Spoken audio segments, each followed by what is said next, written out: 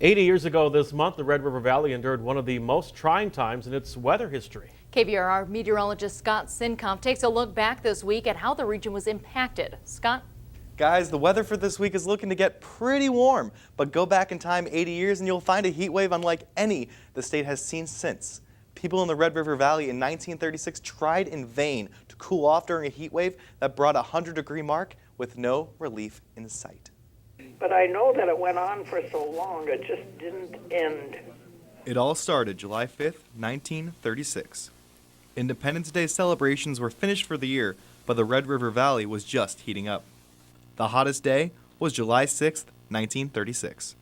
The town of Steele hit the all-time record for the Peace Gardens date at a sweltering 121 degrees. Fargo hit 114, whereas across the Red River, Moorhead hit 113 degrees on that brutal day.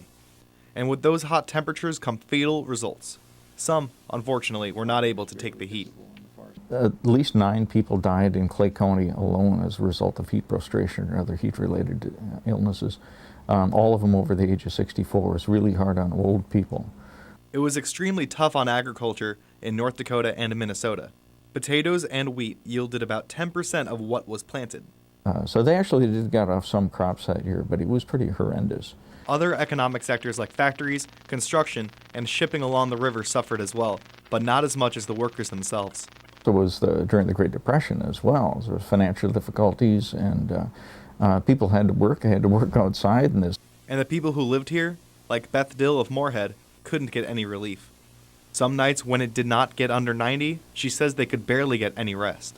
They slept on the floor and they didn't want anything under them. They just wanted to be on the floor. That's the coolest they could find.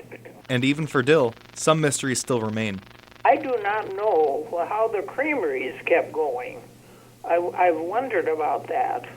If they had any way to keep their places cool in order to make ice cream. TJ Allison, if you look at the almanac, almost every single day in the first half of July still has 1936 as its hottest day on record. And while this coming week will be heating up in 2016, you don't gotta worry. The Weather Authority doesn't expect to see temps quite like this. Scott Sinkoff, KVRR Local News.